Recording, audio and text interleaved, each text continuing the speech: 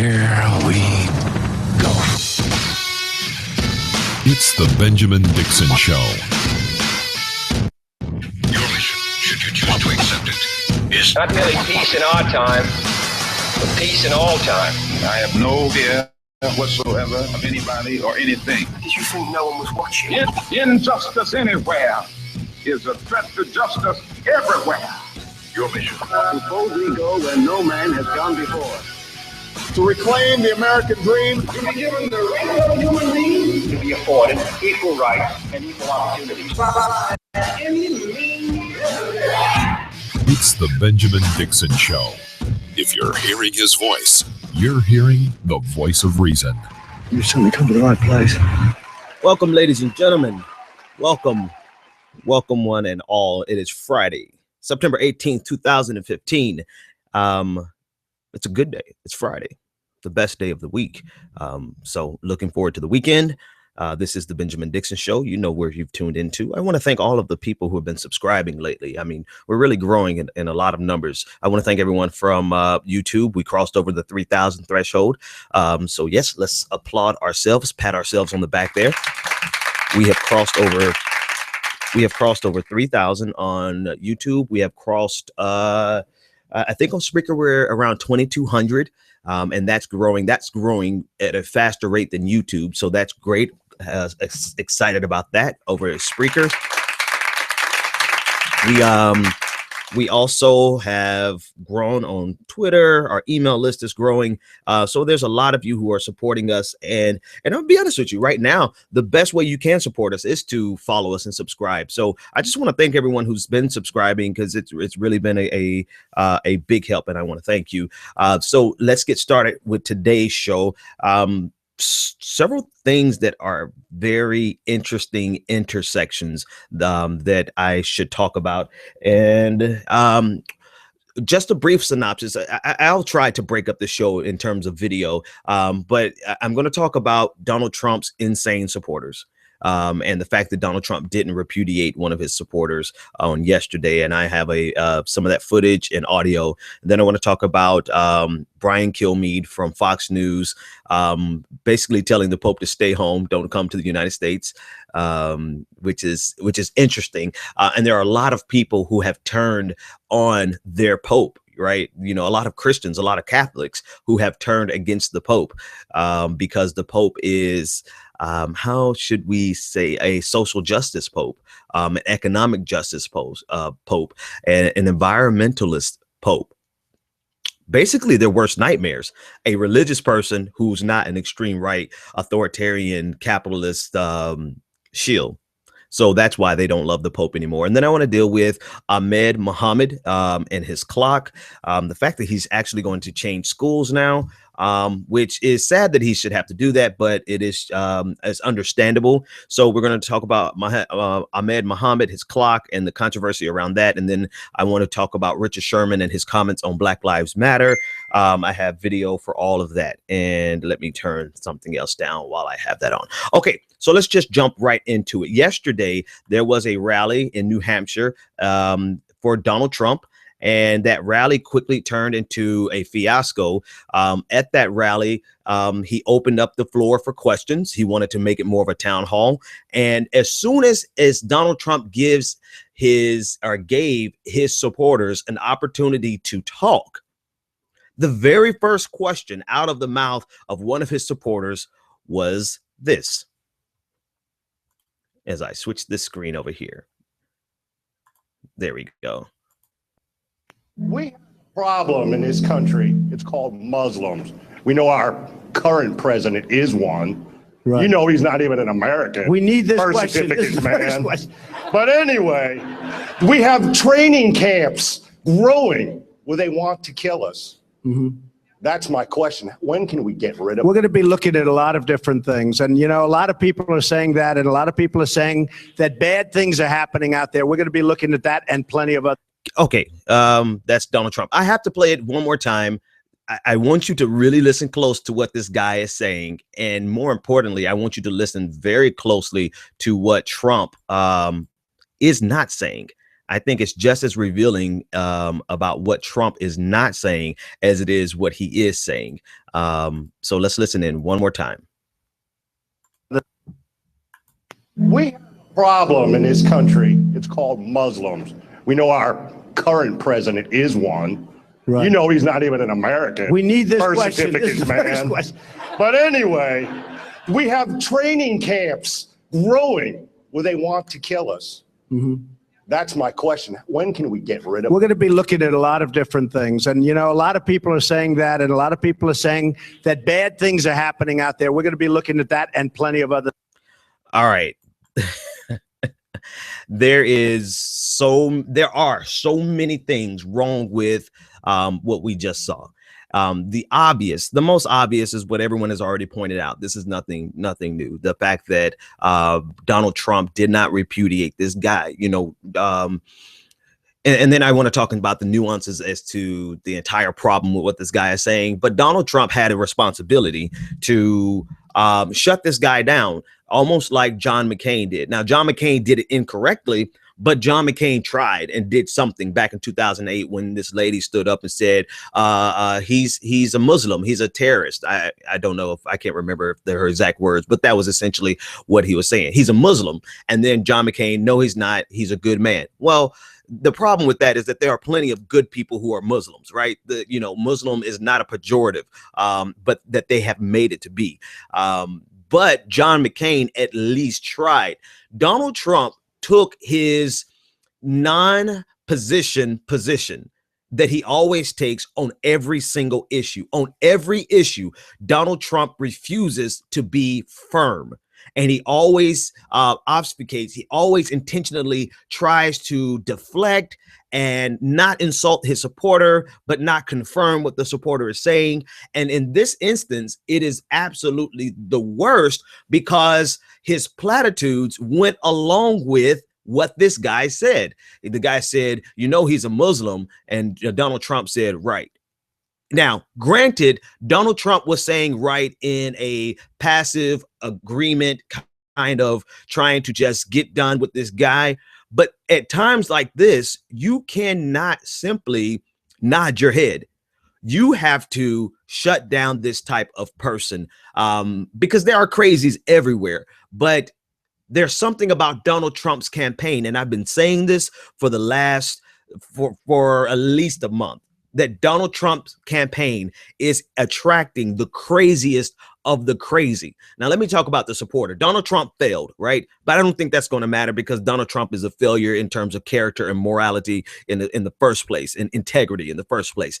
He has no backbone. All he has is bluster. If he had any spine, he would have shut this down right there. If he had any spine, he would take positions and stand firm on positions rather than just being a bunch of gooey nothingness that can flow back and forth between any positions. That's Donald Trump. No surprise there. But his supporter, the very first person who gets the question on the floor, I think it is so serendipitous that we see the reality of the type of people who rallied behind Donald Trump. Now, is this 100% of the people? No. I actually did a video and posted it on YouTube last night, pointing out a guy in the background who was just as shocked. He was like, wow, I can't believe that this is actually happening. So not every single Donald Trump supporter is crazy like this. But I would say that there is enough for us to be extremely concerned when you can take a random sample out of a crowd and get this type of response. Now, here's everything wrong with what that guy said, besides the fact that everything he said was wrong. Number one, let's start with this assertion that it should matter if President Obama, or any president for that matter, is a Muslim. Somewhere I read that there should be no religious test for office. If I could paraphrase it, probably poorly. There are no religious tests for political office in the United States of America. It does not matter. It should not matter. But unfortunately, it matters to a whole bunch of people. The idea that America would ever have a Muslim president. And God forbid if America ever had an atheist president. every president that we have had has ostensibly been, you know, or at least on the surface, a Christian of some type. I think John Kennedy was a Catholic, and I'm trying to think if we had any other Catholics before or after. I think he was our only Catholic president. Yeah, we had other candidates, but there is no religious test for office. And what's amazing to me is that these particular type of conservatives are in love with the Constitution, except for the points of the Constitution that contradict with their values.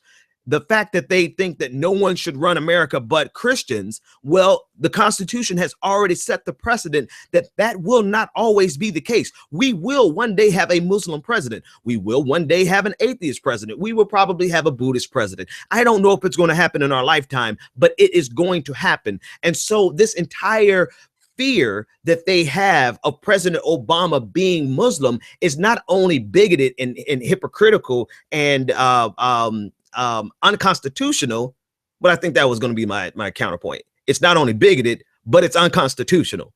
There is no reason for us to assume that every American president has to be a Christian, any more than we have to assume that every American president has to be a white person, even no more than we have to assume that every American president has to be a man. All right. So, but there is a very strong tendency in conservatives to have this mindset that America should not and could not have a Muslim president. So that's number one. The second thing is this guy is a full-blown imbecile. I mean, he's gone all the way back to the birther movement, which appropriately is exactly what Donald Trump deserves.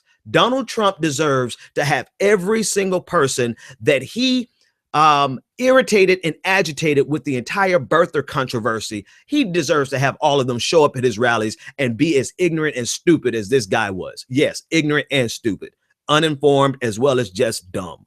This is what that guy was, and he probably was drunk. If you listen to his speech pattern, he sounds like he was drunk. But still, when you're drunk, the truth comes out, right? That's not an excuse. He said exactly what he wanted to say. All right, so then there's that assumption that, you know, we can't have a Muslim president, and then he brought up the birther controversy, and then he went full-blown genocidal, ethnic cleansing. He went full-blown, when can we get rid of them? This is, if it wasn't so extremely crazy to the point of almost being laughable, it would be terrifying. It's terrifying because Donald Trump is not shutting it down. There's a word for it, and it escapes me, and I'm sure it'll come to me by the second segment. But Donald Trump is catering to this. He's coddling. That's a decent enough word for it right now. Donald Trump is coddling this and not shutting these people down because he knows that this is a very large segment of his support base.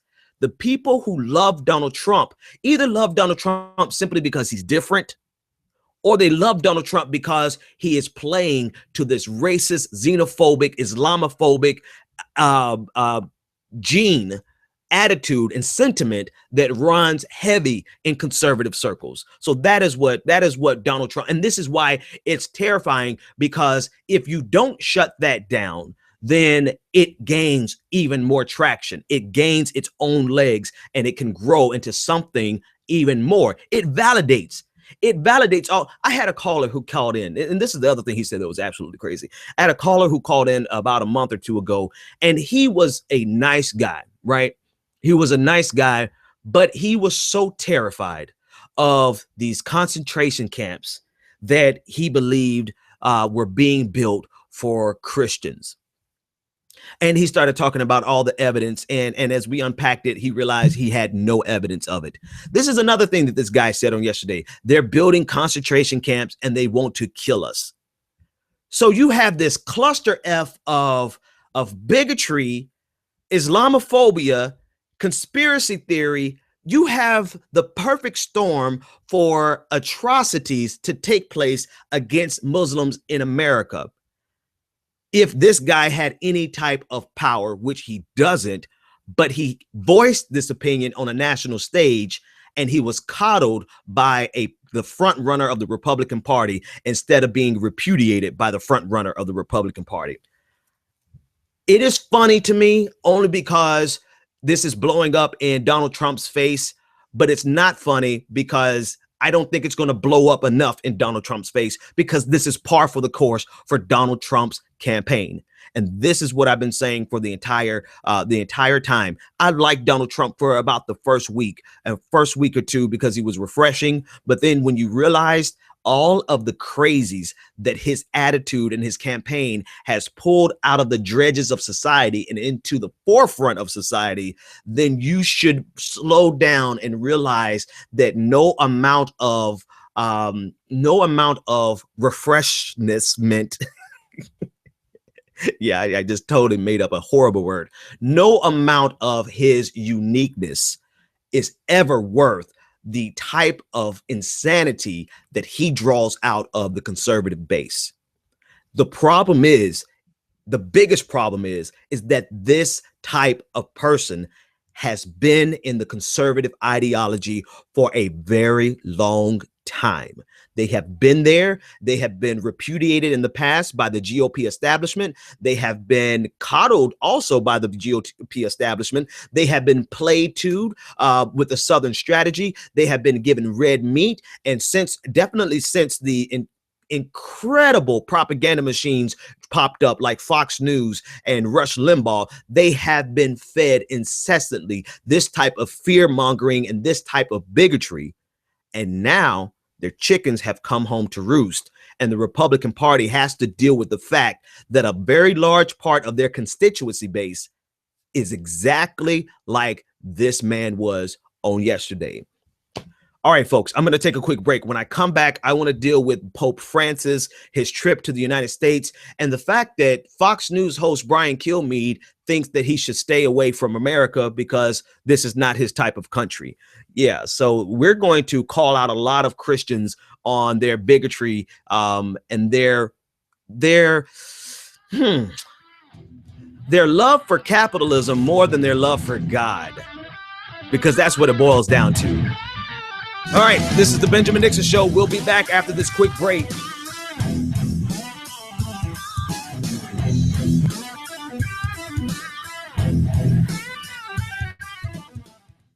When you're ready to lose weight, why count, track, and worry over every meal? Jenny Craig makes it simple. Just walk into a neighborhood Jenny Craig center or give us a call.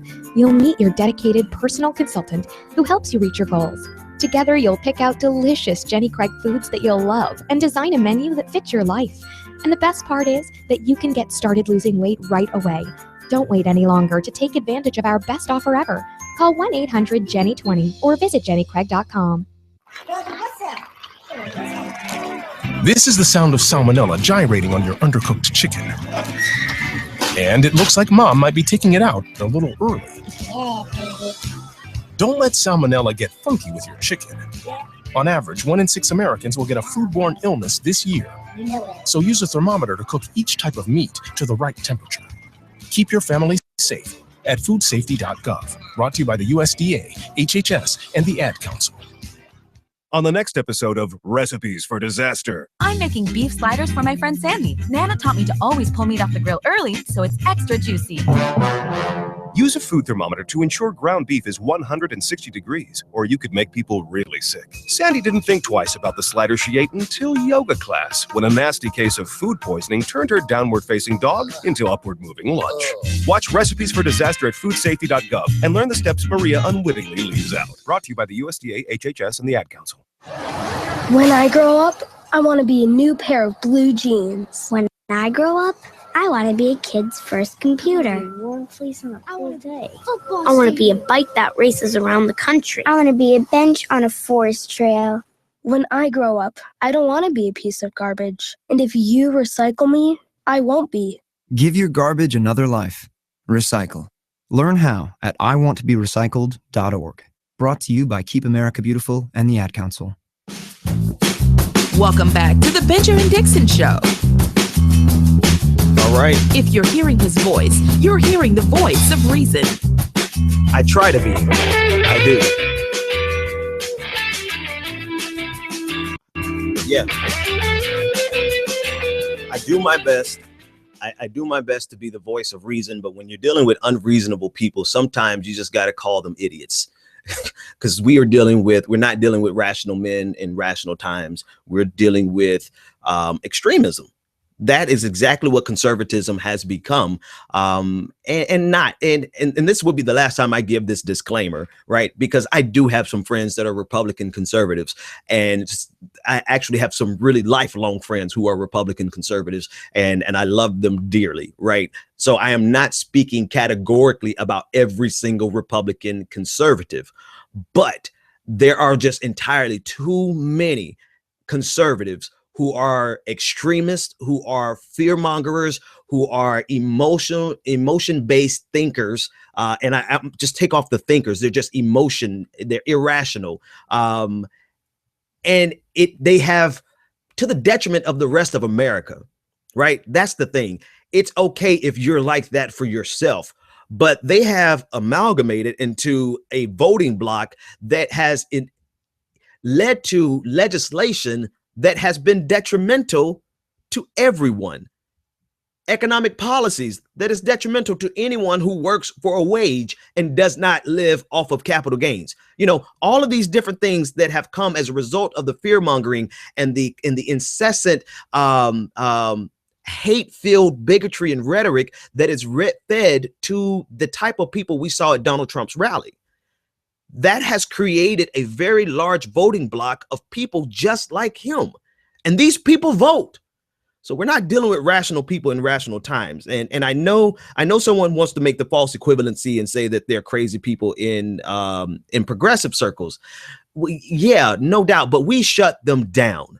Let's just be realistic about it. We don't accept. One of the reasons progressive media doesn't work as well as conservative media is that we don't coddle that type of mentality. You can't call into my show with something stupid, even if it's something from the left. I will shut you down. You can't come to me with conspiracy theories and expect me to just okay and ditto that like Rush Limbaugh will. No, if you're on the left and you're coming with something ignorant and stupid that does not make sense and that is bigoted and hateful, I will shut you down. But in Republican circles, they have been embracing this type of mentality for too long. Not only embracing it, they've been feeding it for too long. I don't even know why I went on that little rant. But anyway, I want to play a clip here. And I don't have as much control over this clip as I would like. So I'm just going to try to run it. This is Brian Kilmeade he was on a radio show with Chris Wallace from Fox News. So it's two Fox News hosts. One of them is Brian Kilmeade, as you can see on the screen. And this is the conversation they had about Pope Francis. And I'll tell you why it's important. And, it's so interesting because with the most popes, it is just a religious visit. But with this pope, he's been quite political and quite open in his political views on climate change and migration and refugees and capitalism and, the free market. And, we'll talk to them. And he's going to address a joint meeting of Congress. We'll talk to them about all of that. Yeah, I'm Catholic and he could stay home. Some of his comments just have no place. He's in the wrong country. But I tell you what. He's in the wrong country? What does that mean? He doesn't like capitalism. He blames us and money for what's going on in the Middle East. He says that global warming, we got to do more to have global warming. We're doing more than anybody else. Get on China, show some courage. He's never visited our country before. Now he gets around to it and he's critical going in. I have enough. Take on Islam. Then talk to me.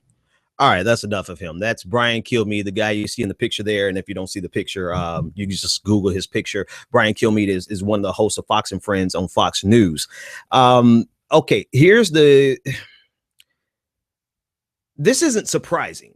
This doesn't surprise anyone one bit. Because in America, there is this seamless conflation between Christianity, capitalism, war, and anti-environmentalism. But yeah, let's stick with the first three. There's this conflation between religion, capitalism, and war. And despite the fact that the Pope really is operating in his wheelhouse in terms of religion, most religions, despite the historical baggage of religions and all the wars that have taken place in the name of religion, the actual text of the Bible actually speaks against, particularly Jesus. speaks against war, against people who create war. There's plenty of references in there are more anti-capitalist references in the Bible than there are anything referencing the virtues of capitalism. I want to say that again because I really fuddled that. I want to say that one more time. There are far more scriptures in the Bible that make it a sin. And I want you to catch this because most Christians in America obviously don't read the Bible, or they just ignore the parts that they don't like. There are more scriptures talking about it is a sin to charge interest. In the Bible, it's called usury. For us, it's interest. It is a sin to charge interest. In some cases, punishable by death. If you take interest out of capitalism, there is no such thing as capitalism. For the most part, you do have some elements of capitalism left, but you definitely don't have any type of financial markets, which would bring our capitalist system to its knees.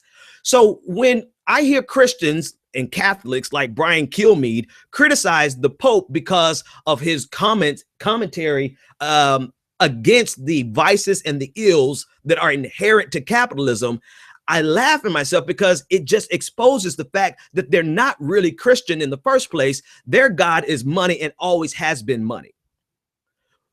Conservative Christians who cannot separate themselves from the capitalistic machine that America is. And I'm not saying that they have to become full Marxists, right? But I'm saying at some point you have to stop and realize there are some very real negative vices that are inherent to capitalism. And if you are willing to say that capitalism should just be unfettered and laissez-faire and all hands off and just let it work, and you try to justify it with the Protestant work ethic, and you just think that it is the perfect combination between religion and capitalism, they go hand in hand, then you have become a victim of the same propaganda you've been feeding people. Because it is just impossible to take an objective view of what's actually written in the text of many religious documents, many religious books, and what capitalism really is. So that's number one. Brian Kilmeade says, the Pope needs to go away because he speaks negatively about capitalism, and then he speaks negatively about the fact that America and money have something to do with the ills in the Middle East. Okay. Brian, I know you work at Fox News, but you cannot honestly believe all of the bullshit that you spout at Fox News. America is directly responsible for many of the things that we see in the Middle East, and money is at the core of all of it.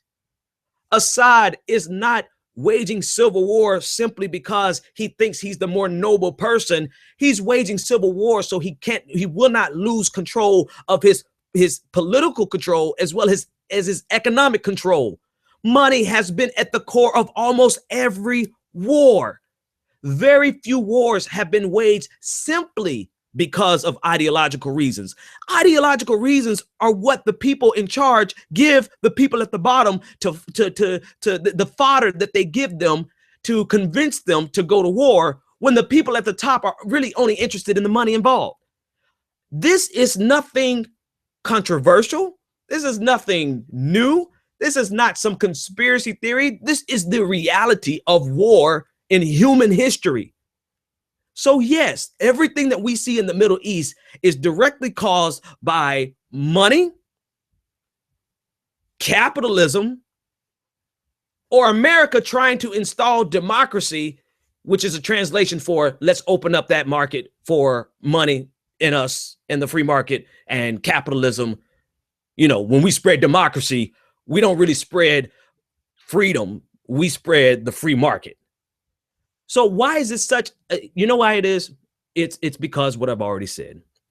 It's simply because they, in their minds, have convinced themselves that Christianity goes hand in hand with capitalism, and that if you say anything bad, and goes hand in hand with America, by the way, and if you say anything bad about Christianity's past, right? Remember when Obama said something negative about the history of Christianity? Oh God, he was, he all of a sudden he became the Antichrist. If you say anything bad about capitalism, despite the fact of the inherent vices that are built into capitalism, if you say anything bad about it, then all of a sudden, oh God, you're the Antichrist. You're, the Pope is the new Antichrist, according to some Catholics and some Christians. And then if you say anything bad about money and everything else, then of course. So this is the framework that these people exist in, despite the glaring contradictions that their love for money has with their religion, despite the glaring contradiction that capitalism has with religion. They want to attack the Pope because the Pope actually has the nerve to be more like Jesus than any evangelical pastor I have ever met. He is sure as hell, yes, sure as hell more like Jesus. Let me put that in the same sentence. He is sure as hell more like Jesus than the Jerry Falwells of the world or the Pat Robertsons of the world. So it's laughable because it exposes clearly that these people don't really care about faith and religion. And let me send this message to evangelical Christians who may be listening. This should show you that these people really don't care about your religion.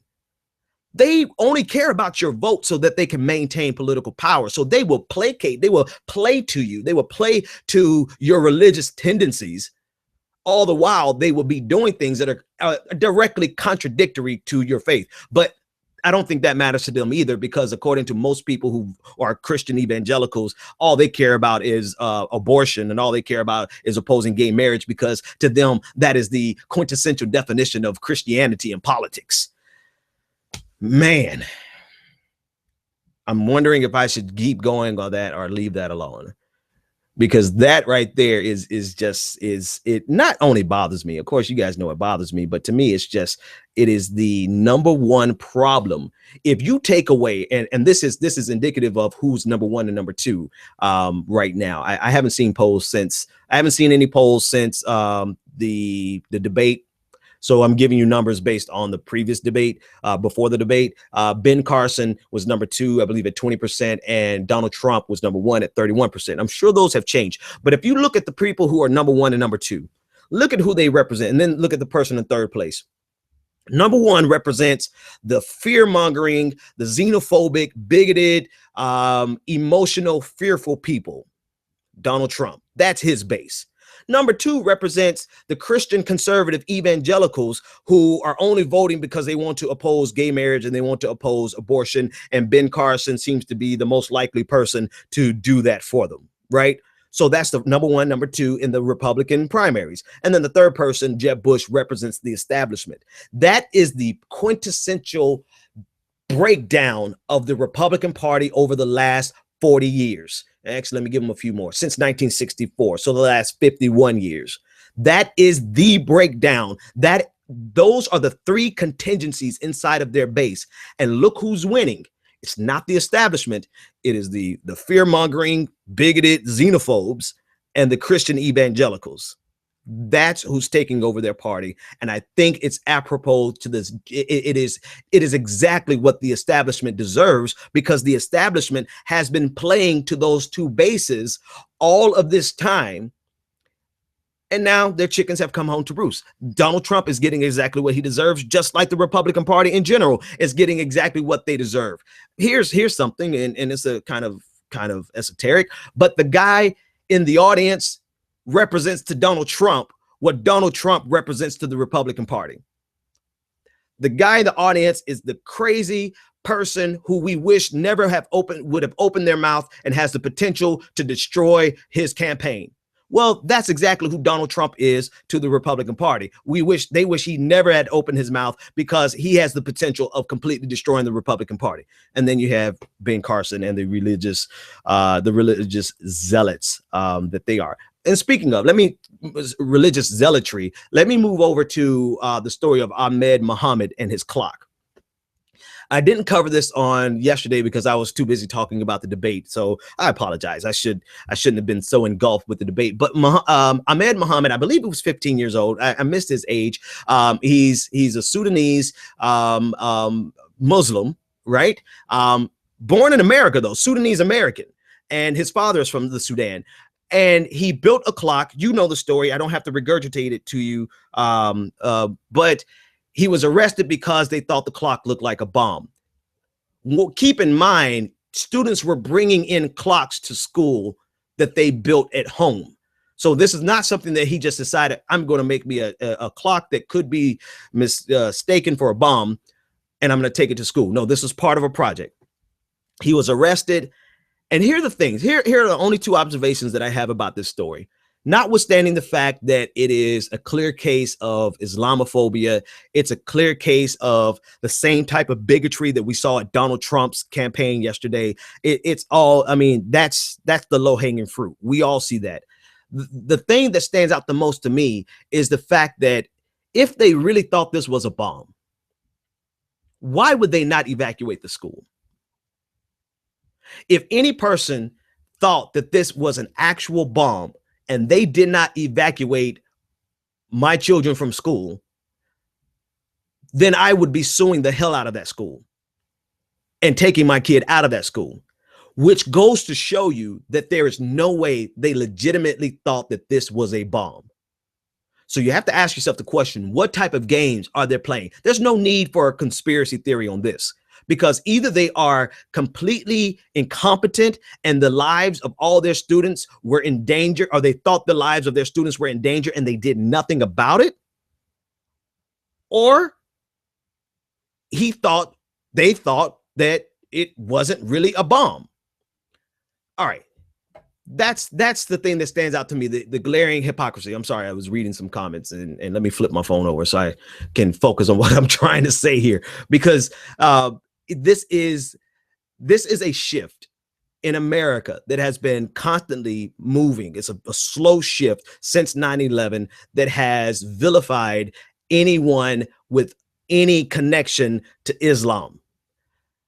And it is so readily accepted in America that no one even questioned arresting this boy. He was just arrested. It's more likely that he was arrested because of his name in association with his device versus just the device, because other people brought devices that were very similar. And the fact that people are actually trying to find ways of justifying this boy being arrested for doing his homework, essentially. He was doing an assignment that he was assigned. There are people who are honestly trying to validate this, to justify it, to make it seem like it was okay. And notwithstanding the fact that that's par for the course whenever we have any type of political conversation, but to me, it's one step furthering the vilification of anything associated with Islam, anyone associated with the Middle East. It's just this general fear that is acceptable in the United States, that if I really had time to break it down for you, still ties back to capitalism and money. It still ties back to creating a scapegoat to perpetuate policies that are aimed at I don't want to deal with that right now, because let me leave it at the case that it is. This kid was arrested for no reason. If they thought it was a bomb, they should have evacuated the school. They did not evacuate the school. So how could they have possibly thought it was a bomb? And for the people who are trying to justify this, I would say this: you are almost the greater victim here, because your mind has been so twisted and so warped by propaganda that you can excuse anything and everything, no matter how glaringly ridiculous it is. And you have to ask yourself the question. I will go back to my last thought. Ask yourself the question: what purpose does this type of propaganda actually serve? It does not get rid of Islam. It does not get rid of Muslims. It does not change anything except for who you are electing into power to make economic and political decisions for this nation. That's the only thing it's affecting. So all of this is tied back to control. All of this is tied back to manipulation. All of this is tied back to people in power wanting to maintain the status quo. And the way they do that right now is not by vilifying African Americans, because that's been done. That's already baked in. That was done 100 years ago, right?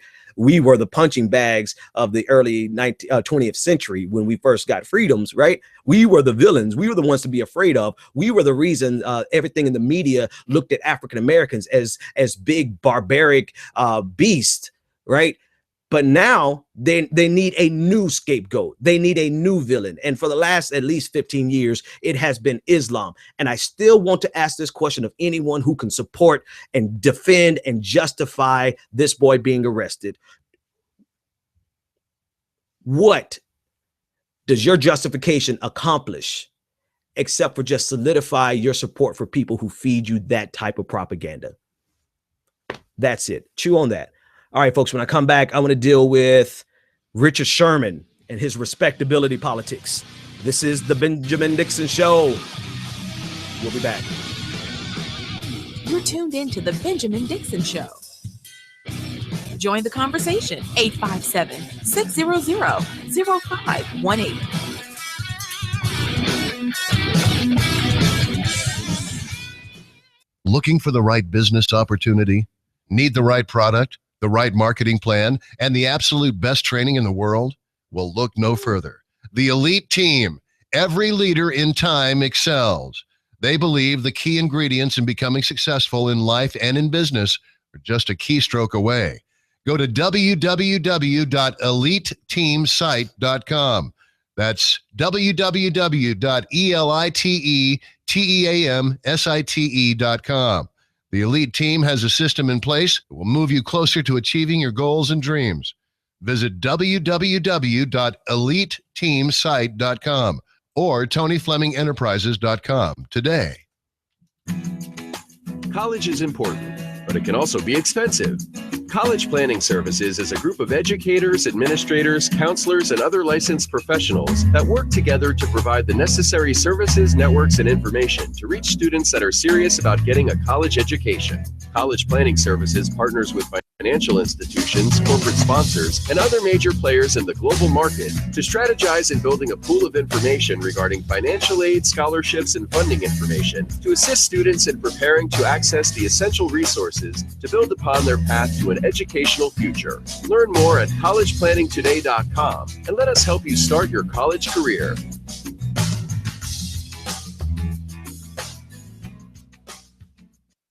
Do you want to take your business to the next level? Ultimate Business Solutions provides the support you need to increase your customer base and sell more products and services online. Specializing in graphic arts, web development, and internet marketing, Ultimate Business Solutions creates the face of your business. If you're looking for a custom logo, dynamic website, or popping marketing material, call Ultimate Business Solutions today at 404-704-2197 or visit www.ultimatebizsolutions.com. Ultimate Business Solutions. Let us create your future. Do you have tax issues, owe back taxes, or need tax relief? Contact L&B Tax Service today. L&B offers you over 15 years of expertise and first-class tax service for individuals, professionals, and business owners. With nationwide service, you can easily find a location near you. Contact one of our tax professionals through our website, lbtaxservice.com. That's www.lbtaxservice.com. L&B Tax Service Incorporated. Tax professionals that you can trust. You've tuned in to the Benjamin Dixon Show. All right. Welcome back. Trying to get over here and read some of these comments from a couple of trolls on YouTube. And they are exactly the people, and I can't find it right now because I have, hang on a second, I have too many screens going on. But they are exactly the people I'm talking about. People who can twist themselves and contort themselves into positions to support this kid being arrested for a bomb while the school did not evacuate the bomb. One guy said, well, protocol says that they have to go and inspect it and et cetera, et cetera. Listen, if there is I think all of us have been in school long enough or at some time where a bomb threat was called in, even just a phone call to a school about an imaginary bomb that does not even exist will cause an evacuation. So you mean to tell me if an actual physical device was brought to school and people thought it was a bomb and it did not trigger an evacuation, and you claim that that's a part of some type of protocol, you are as dumb. I think your name was Paul. I think you are as dumb as they need you to be, my friend. Stay stupid. 810, you're live on the air. What is your name, comment, and a question? Hey, Dr. Ben, this is Patrick calling in, man. Patrick, hey, my favorite caller. I just wanted to What's going on, man? say that great show. And I actually had a conversation with some college students. One of my students, I speak to some minority students on a majority campus here in town, and he was totally upset about what had happened on Wednesday.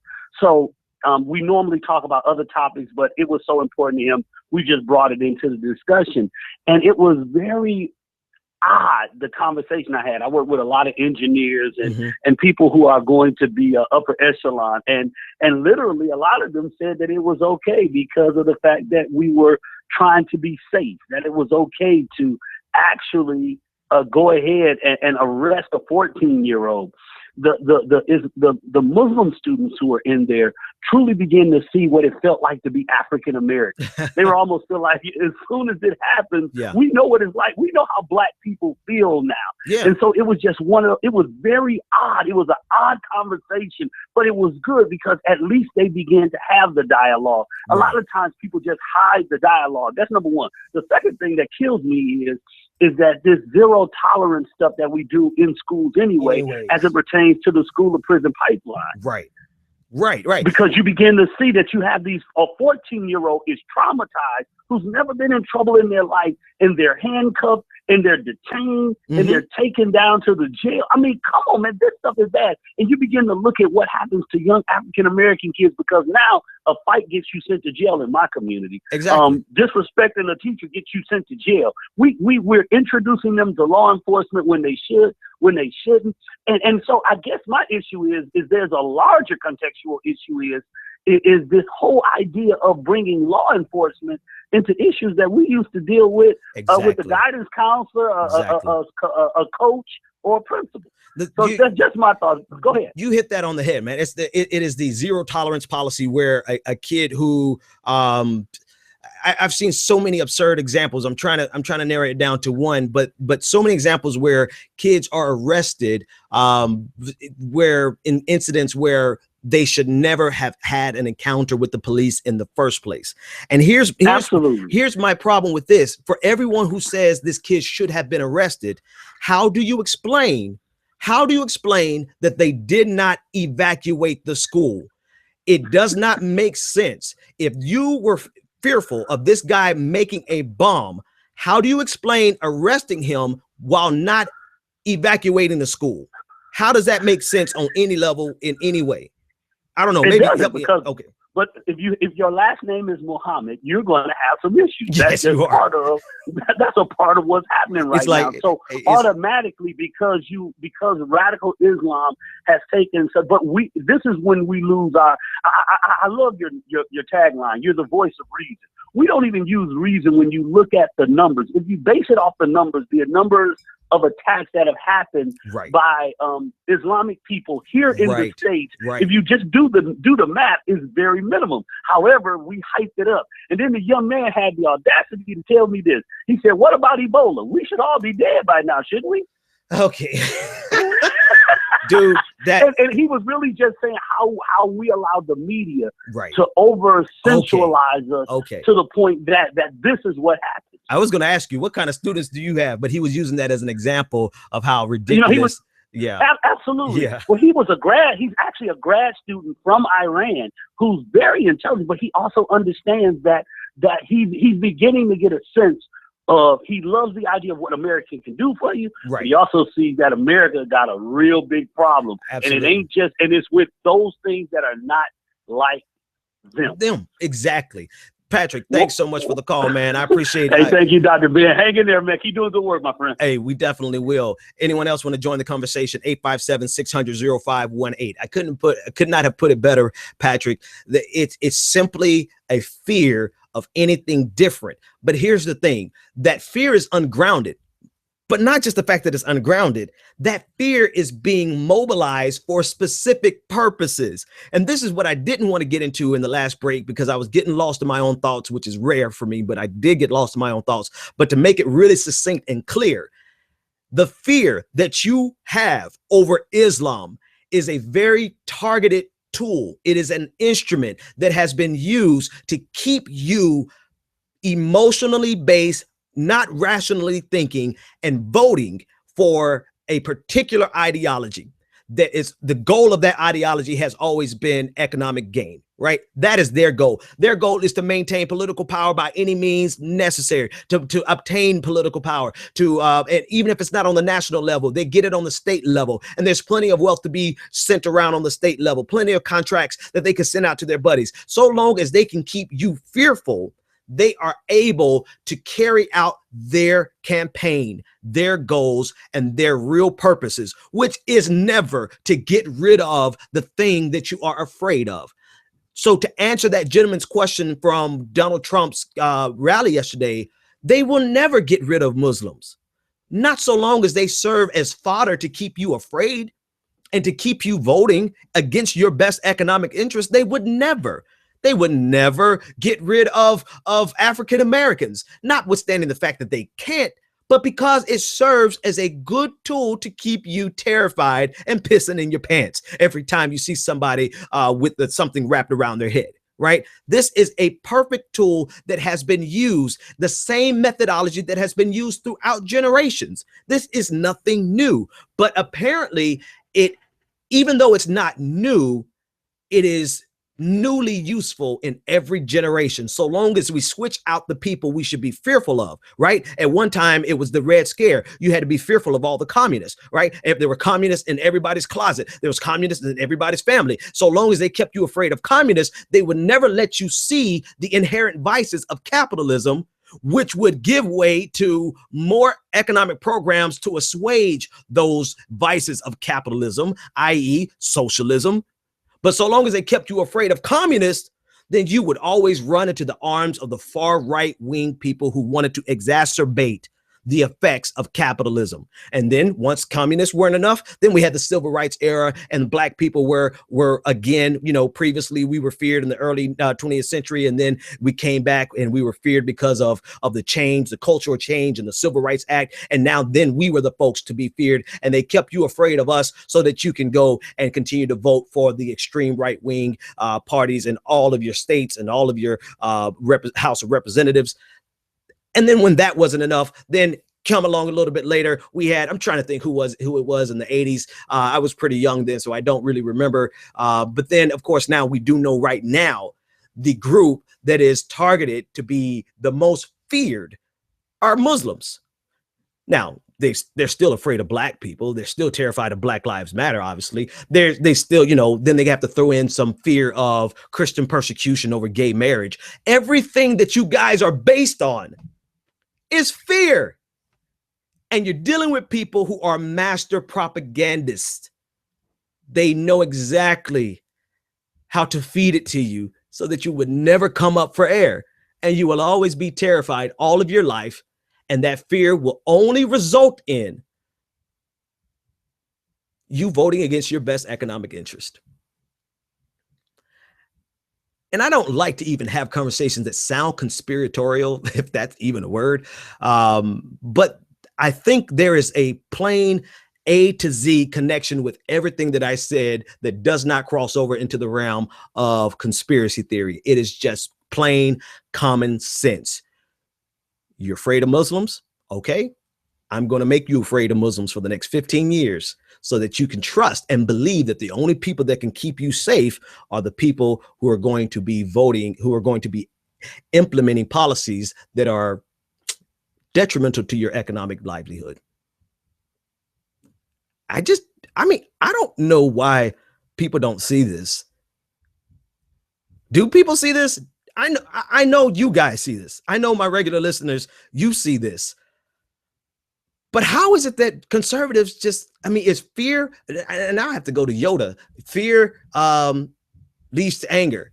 Anger leads to hate, and hate leads to the dark side, right? Fear is that powerful.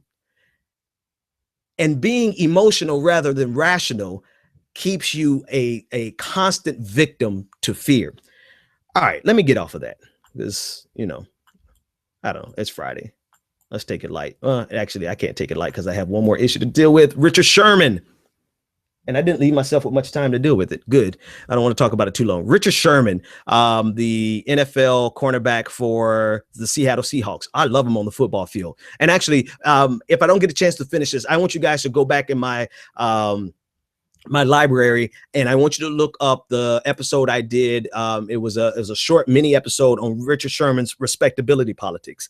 I dealt with Richard Sherman like 6 months ago, because I knew then exactly who he was and what he represented. I like him on the football field, but outside of the football field, when he gets into politics, he's sometimes he's good, sometimes he's not. And I want to play the clip of him talking about Black Lives Matter and doing exactly what conservatives do when we talk about police violence against Black people. Here's Richard Sherman. Let's take a listen in at what he has to say. As a Black man, I do understand that Black Lives Matter. You know, I stand for that. I believe in that wholeheartedly.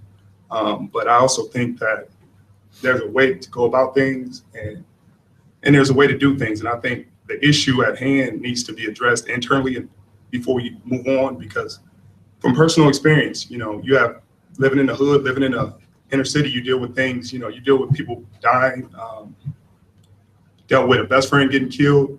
And it was two 35-year-old Black men, you know, and wasn't no police officer involved, wasn't anybody else involved. And I didn't hear anybody shouting Black Lives Matter then. And I think that's the point we need to get to, is that we need to deal with our own internal issues before we move forward and start pointing fingers and start attacking other people. Okay. Richard Sherman, ladies and gentlemen. Normally that would be the place where I give an applause, but there's really nothing to applaud there. If you listen to him on the surface, you'll be like, yeah, that sounds good. That sounds pretty reasonable, Ben. What do you have negative to say about that? Here's the thing I have negative to say about that. Before I even say what I have to say, let me play what Michael Smith from ESPN said. You know, you have a sports commentator, a athlete giving commentary, and then you have the sports commentator giving a rebuttal. This is Michael Smith from ESPN giving his rebuttal. This was extremely counterproductive commentary, but everybody can't bat 1,000. I respect the hell out of Richard Sherman, what he's done, where he's come from and where he is now. He's a smart brother. You know, I like him a lot, but he's dead wrong on this. And with all due respect, I think he needs to do a little more reading before he starts talking about it. I think he needs to do a little more thought, a little more introspection before he starts speaking on this, because again, this is so counterproductive because it undermines he's dead wrong on this. And with all due respect, yeah, there was a bad edit there, but yeah, let me go ahead and applaud him. Give him an applause. Michael Smith hit that on the head. He is Richard Sherman, and let me unmute that and do that again. There you go. Richard Sherman is dead wrong on this. There's two videos that I want. There's one audio on Spreaker that I want you to go listen to. Richard Sherman's respectability politics. I already dealt with Richard Sherman a long time ago, but then I want you to go to YouTube and look on the video where I dissect the false narrative of black on black crime. And this is kind of what Michael Smith went into before I messed up the edit. The truth of the matter is simply this. This fear and this deflection of black on black crime is always a tactic that is utilized by generally by people on the right wing, conservatives, to deflect and keep us from ever having the real conversation that is necessary about police brutality. Now, do black people kill black people? Well, no shit, Sherlock. Yes, black people kill black people, but just like white people kill white people, 84% of white people are killed by white people. Crime, and particularly murder, and at this point, I think I'm saying it verbatim from my video. My memory is a beast. Everything I just said was almost verbatim in that video I did 6 months ago. But crime, particularly murder, is a crime of familiarity.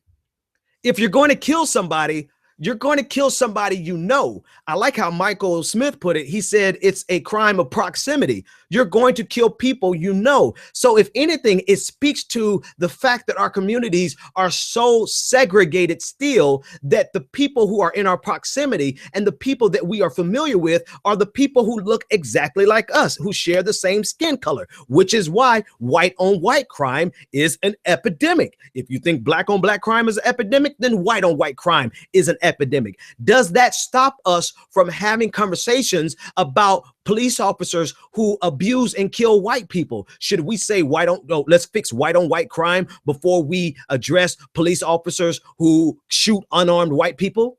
No, mainly because in a white on white crime, just like on black crime, the people involved generally get arrested, generally go to trial, and then get sentenced, right?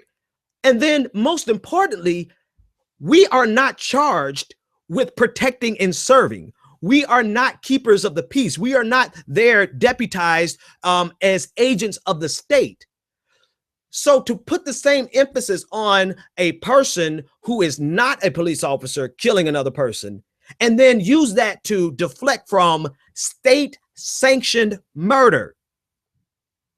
At this point, it has become state-sanctioned murder because these officers don't get arrested. In the rarest occasions they do. They don't go to trial. And if they go to trial, have we even seen one go to trial? Yes, we saw one go to trial. We saw a few go to trial and they got off.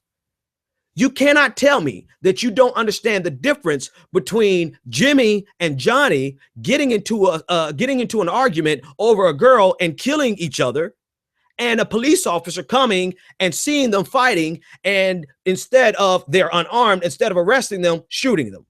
You can't see the difference between that. You don't see the difference between that because it's not Jimmy and Johnny, it's Jerome and Jeff. That's why you don't see the difference. So Richard Sherman is trying to forward a company. Now, Richard Sherman was brought into this not of his own accord, right? He was drugged into this by somebody writing a false post, a fake blog post, and saying it was him, and but it wasn't him. So he had to come in and talk about this. But he came in and talked about it in the wrong way, in the sense of saying, let's focus internally. Well, Richard, I don't know about you, but I can walk and chew gum at the same time. People have been fighting black on black crime in the communities for years. Father Flager in Chicago, along with the Rainbow Coalition, along with National Action Network, all the people that you guys hate so much, Jesse Jackson and Al Sharpton, they are in Chicago every single weekend doing something to combat the black on black crime that we see. But at the same time, we are able to multitask and address the fact that police officers who are deputized agents of the law, who are representatives of the state, who have been charged with protecting and serving, are killing people who are unarmed and in many cases not remotely a threat to anyone. I do believe I've said everything I need to say about that. I will not belabor the point because it's Friday. And it's after 9 o'clock. I'll see you guys Monday. And until that moment comes, when we, the Americans, are able to accept the fact that on that continent we are trying to forge a new identity for which we need each other, that I am not a ward of America. I am one of the people who built the country. Until this moment. And we are brothers. It's not a question of Jews or Christians or Muslims. We're all in the same boat. We need each other. Love is a condition so powerful. It may be that which holds the stars in the firmament. Until this moment. Love. Until this moment. Love. Until this moment. I come to you today to say that we can build a newer and better nation. I say we can do so, that we must do so, and that we will do so. You've tuned in to The Benjamin Dixon Show. Visit us online at www.thebenjamindixonshow.com. All right, folks. Just want to say a couple things after the show. Again, I want to thank everyone on YouTube. We've crossed 3,000 subscribers, so thank you guys so much on YouTube. On Spreaker, we're getting close to 2,300 subscribers. I want to thank everyone on Spreaker. I want each of you to go to the opposite platform and subscribe. Help us get the word out. And then when you're done with that, go over to facebook.com/The Benjamin Dixon Show. Click on the Contact Us tab and leave us a note, because I've gotten so many notes and I really, I can't tell you how much I appreciate them. Even the trolls, I really love reading your hate mail because it really makes my day. If I've said something that makes you so mad that you take the time to send me a note, then I'm doing my job. So trolls as well as supporters, go to facebook.com/The Benjamin Dixon Show, click on the Contact Us tab and send me a note. Tell me about yourself. And then the first person to tweet me that you want my book, God Is Not a Republican. I haven't done it in about 2 weeks. I will send you a free copy of my book, God Is Not a Republican. You guys have a great Friday. It is Freedom Friday. It's Freedom Friday. Just got paid. It's Friday. You ain't got no job. And you ain't got shit to do. See you guys on Monday.